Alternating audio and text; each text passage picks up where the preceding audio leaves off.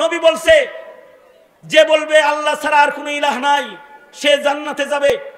দলিল এই যে জুতা, রসুল আমারে এগুলো সবার কাছে বলতে বলছে। হযরত উমর বুকের ভিতরে একটা ঘুষি মারছে। হযরত আবু হুরায়রা বলেন এক ঘুষি খায় আমি চিত হয়ে পড়ে গেছি। হযরত উমর আবু হুরায়রার সামনে প্রাচীর হয়ে দাঁড়িয়ে ধাক্কা দিয়ে বললেন বাগানের ভেতরে ঢুকো, এটা মানুষের কাছে এখন বলা যাবে না। মুসলিম শরীফের রিওয়ায়াত আছে আল্লাহর রাসূল হঠাৎ করে একবার মসজিদে নববী থেকে বের হয়ে কোনো এক বাগানে চলে গেলেন। সাহাবীরা নবীরে খুঁজে পায় না, পেরেশান। হযরত আবু হুরায়রা বলেন আমি তো পাগল হয়ে গেলাম রাসূলরে খুঁজতে খুঁজতে। নবী যেই বাগানে গেছে আমি ওই বাগানে চলে গেলাম। নবীরে খুঁজে বাইর করা সহজ ছিল, কারণ নবীজি যেই পথ দিয়ে যেতেন ও পথ দিয়ে একটা খুশবু পাওয়া যেত। হযরত সুবহানাল্লাহ আগামীকালকে বলেন, আগামীকালকে সুবহানাল্লাহ বলেন। তো হযরত আবু হুরায়রা এই খুশবু ধরে ধরে গেছে গা যায়া। হযরত আবু হুরায়রা বলেন রাসূলকে অনেকক্ষণ দেখি না, পাগল হয়ে গেলাম, কেমনে নবীর সামনে যাবো। বাগানের চতুর্দিকে দেয়াল, গেট খুঁজে পাই না। পানি বের হওয়ার নালার নিচ দিয়ে হামাগুড়ি দিয়ে ভিজা নবীর সামনে হাজির হয়ে গেলাম। আল্লাহর রাসূল আমাকে দেখে বলে আবু হুরায়রা। জি আবু হুরায়রা, আল্লাহর নবী আমি আবু হুরায়রা। আল্লাহর রাসূল আপনি আসছেন, আমরা সব পাগল হয়ে গেছি, সব তো এই বাগানের দিকে হানাইতাছে। আল্লাহর রাসূল বললেন আবু হুরায়রা এই যে আমার দুইটা জুতা নাও, আমার এই জুতা দুইটা লইয়া তুমি যারা আইতেছে সবার কাছে যাও, যা বলবা এই জুতাটা হলো তুমি যে আমার পক্ষ থেকে কথা বলতে যাইতেছে এটার দলিল হইল আমার নালাইন। আমার এই দুই জুতা হাতে লইয়া তুমি যাও, যায়া জুতা দেখায় বলবা যে আমি নবীর কাছ থেকে এলাম, এই যে রাসূলের জুতা আমার হাতে আছে। আর আমার পক্ষ থেকে আগন্তুক সব সাহাবীদেরকে মদিনাবাসীকে শোনায় দাও মান ক্বালা লা ইলাহা ইল্লাল্লাহ দাখালাল জান্নাহ, যে মুখ দিয়া একবার বলবে লা ইলাহা ইল্লাল্লাহ সে জান্নাতে। এই কথাটা এখন যায় শোনায় দিয়ে আসো। হযরত আবু হুরায়রা বলেন জুতা লয়ে দিছি দৌড়, গেট দিয়া বাইরে হইছি। গেটের বাইরে যায় দেখি অন্যান্য সাহাবীরা আসার আগেই হযরত উমর সবার আগে এসে দাঁড়ায় রইছে। আমি জুতা লয়ে গেলাম আর বললাম নবী বলছে যে বলবে আল্লাহ ছাড়া আর কোনো ইলাহ নাই সে জান্নাতে যাবে। দলিল এই যে জুতা, রাসূল আমারে এগুলো সবার কাছে বলতে বলছে। হযরত উমর আবু হুরায়রার সামনে প্রাচীর হয়ে দাঁড়িয়ে ধাক্কা দিয়ে বললেন বাগানের ভেতরে ঢুকো, এটা মানুষের কাছে এখন বলা যাবে না। হযরত আবু হুরায়রা বলে নবী আমারে বলছে বলতে, আর আবু হুরায়রা বলে নবী বলছে বলতে, আর উমর কয় ভিতরে ঢুকতে। এটা একটা কথা? আমি জুতা হাতে লয়ে ধাক্কা দিয়ে বললাম না, আমাকে বলতে বলছে আল্লাহর নবী, আমাকে যাইতেই হবে। হযরত আবু হুরায়রা বলেন হযরত উমর রে ধাক্কা দিছি, আর উনি যে আমার একটা ঘুষি মারছে বুকের ভিতরে একটা ঘুষি মারছে।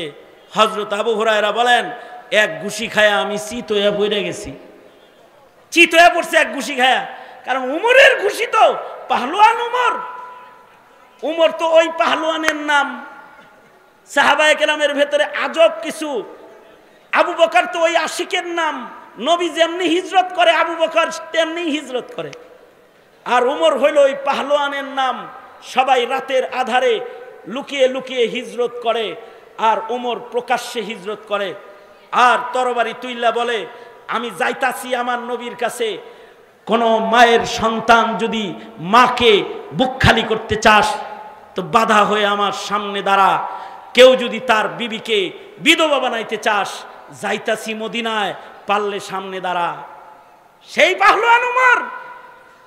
আর উসমান হলো সেই সখী, সেই সাখাওয়াতের নাম, যাকে আরবের লোকেরা উসমানের সুটকেস, উসমানের ব্যাগ সব কিছু আগায়া দিছে। আর কয় আমনিও যাইবেন গা, চলেন আমনের আমরা আগায়া দিয়ে আসি।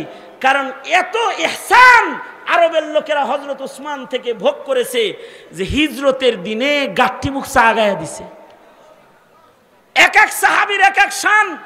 উমরের শান হলো গরম উমর, এক ঘুষি মারছে চিৎ করে ফেলায় দিছে। হযরত উমরের তো এরকম পাহলওয়ান আল্লাহ তাআলা বানাইছেন, ঘুষি মারছে তার চিৎ হয়ে পড়ে গেছে। চিৎ হয়ে যখন পড়ছে, হযরত আবু হুরায়রা কোন রকমে উইঠা বুক টুক ধইরা আল্লাহর রাসূলের কাছে গেছে, যায় বলে খাইছে একটা ঘুষি।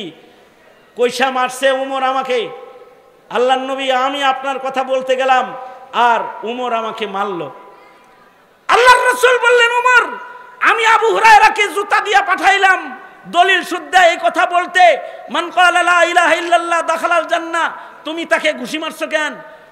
আপনার এই কথা যদি আবু হুরায়রা জুতা হাতে নিয়ে যায় বলে, তাহলে সব আটরশি আর মাঝ ভান্ডারের মুরিদ হয়ে যাইব, কেউ আর নামাজ রোজা কিছুই করব না, খালি কালেমা পড়ব আর বয়ে বয়ে খাইব। কারণ হযরত উমরের মতো মুত্তাকি পাওয়া যায় না। হযরত উমর এত মুত্তাকি ছিলেন যে হযরত উমর সম্পর্কে আল্লাহর রাসূল বলেছেন, লাউ কানা বাদি নাবিয়্যুন লাকানা উমর। আল্লাহর রাসূল বলেছেন, আশাদ্দুহুম ফি আমরিল্লাহি উমর। আল্লাহর রাসূল বলেছেন, ফারুক বাইনাল হক ওয়াল বাতিল উমর। আল্লাহর রাসূল বলেছেন, মুহাদ্দিসি উমর। আল্লাহর রাসূল উমরকে নিজের মুহাদ্দিস বলেছেন। তার মানে উমরের হৃদয়ের ভেতরে আল্লাহ পাক কথা ঢালেন। উমরের কথা আল্লাহ তাআলা ওহীর মর্যাদা দেন। উমরকে মেজাজে ওহী বলা হয়। উমরের হৃদয়ে আল্লাহ তাআলা আল্লাহর কথা ঢালেন। আল্লাহর রাসূল বললেন, উমর ঠিক বলেছ, না বলাই উচিত। ঠিক আছে, বলো নাই, ভালো হয়েছে।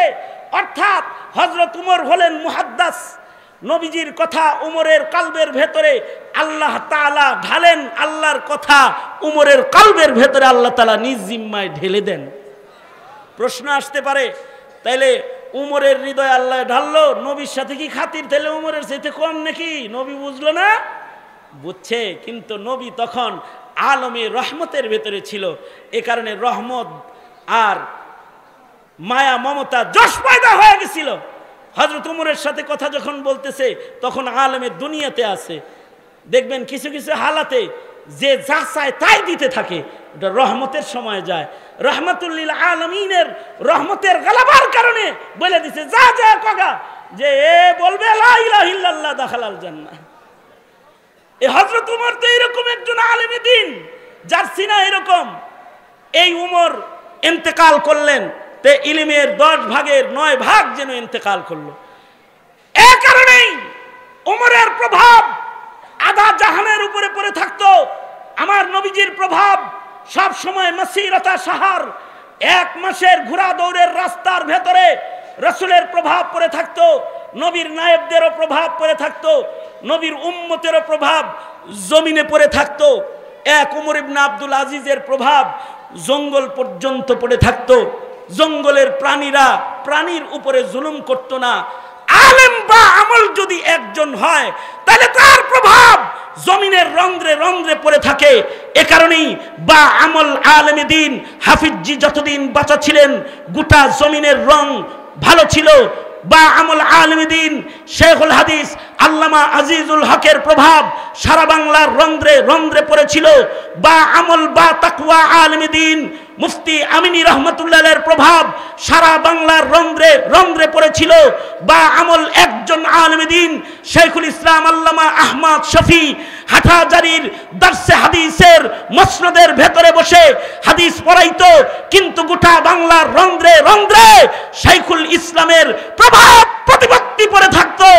বা আমল একজন আলেমে দ্বীনের যদি মৃত্যু হয়ে যায়, তখন মৌতুল আলিমি মৌতুল আলম, একজন আলেমের মৃত্যুতে গোটা পৃথিবীবাসীর মৃত্যু হয়ে যায়। সঙ্গত কারণে একজন আলেমে দ্বীনের অনেক দাম। মাদারিসে কওমিয়া ওই আলেম দ্বীন পয়দা করে, যে আলেম দ্বীনদের প্রভাবে সমাজ ভালো রয়। মাদারিসে কওমিয়া ওই প্রভাবওয়ালা বা আমল আলেম পয়দা করে, যাদের প্রভাবে নাস্তিকরা থরথর করে কাঁপতে রয়।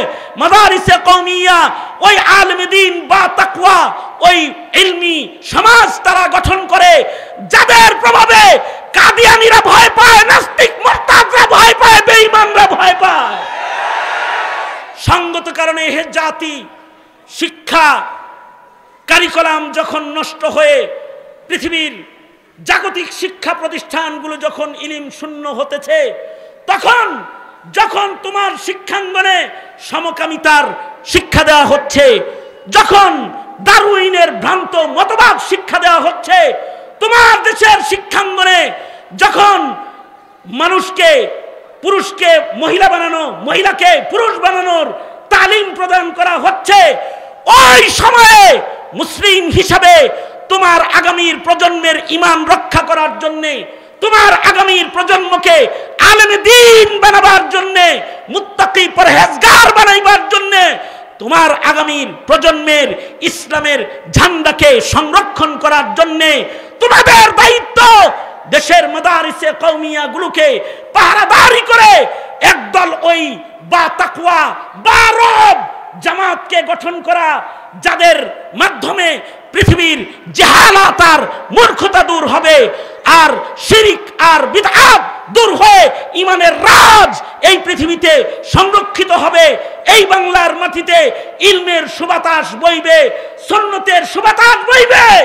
এমন আলেমী দ্বীনের জামাতকে রক্ষণাবেক্ষণ পয়দা করা, মাদ্রাসাকে দেখভাল করা, এই কওমি মাদ্রাসার কওমের জাতীয় জিম্মাদারিতে পরিণত হয়েছে। ঠিক কিনা? জোরে আওয়াজ করে বলে। সঙ্গত কারণে হে জাতি, আপনারা সকলে মাদারিসে কওমিয়ার পাহারাদারি করবেন তো ইনশাআল্লাহ? জোরে আওয়াজ করে বলেন, করবেন তো ইনশাআল্লাহ? তৈয়ার থাকবেন তো ইনশাআল্লাহ?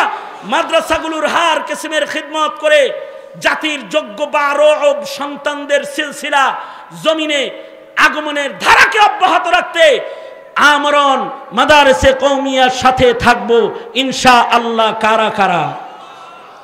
আল্লাহ তুমি আমাদের সবাইকে কবুল করো, ইলমের কদর বুঝার তৌফিক দান করো। আল্লাহ আমরা যেন ইলমকে সমাজের মাঝে ছেড়ে দেই, আলেমকে যেন সমাজের গলিতে গলিতে ছেড়ে দেই, ইলমকে যেন দায়বদ্ধতার বাউন্ডারিতে আটকায় না দেই, আলেমকে যেন জেলখানার ভেতরে আটকায় না দেই। আল্লাহ এই সহি বুঝ আমাদের সবাইকে তুমি দান করো।